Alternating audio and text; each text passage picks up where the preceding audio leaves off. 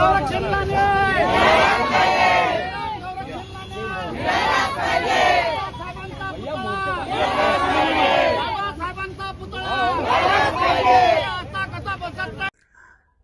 दिवसाआधी हिंगणा म्हैसपूर येथील जयराम गोरक्षांवर शासनानं कोणतीही सूचना न देता कारवाई केली आणि त्या गोरक्षांमध्ये असणारा बाबासाहेबांचा पुतळा सुद्धा विना परमिशन तिथून हटवल्या गेला आणि त्या गोरक्षांचंही पूर्ण गोरक्षणही उठवल्या गेलं। त्या गोरक्षांमध्ये असणाऱ्या 200 ते 250 गायी आज शासनाने कुठे नेल्या याची सुद्धा समोरचा जे चालक आहेत आमचे पुरुषोत्तम अहिर त्यांना सुद्धा माहित नाही की त्यांच्या गायी जनावर कुठे नेले। तिथे असणारा आजपर्यंतचा 10 लाखाचा चारा तो सुद्धा आज पावसात भिजत पडलेला आहे आणि या सर्व गोष्टी करत असताना अक्षरशः प्रशासनाने पोलिसांच्या माध्यमातून दडपशाही करून तिथलं गोरक्षण संपूर्ण नेस्तनाबूत केलं आणि पुतळा सुद्धा हटवला आणि ही संपूर्ण घटना लाजीरवाणी बाब आहे।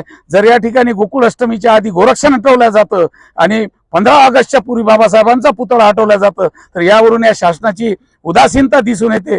म्हणून या गोष्टीला न्याय मिळाल्याशिवाय वंचित बहुजन आघाडी आता या ठिकाणी शांत बसणार नाही आणि जर 3 दिवसाच्या आत कलेक्टरांनी उत्तर दिलं नाही तर यापेक्षा वंचित बहुजन आघाडी तीव्र आंदोलन करेल।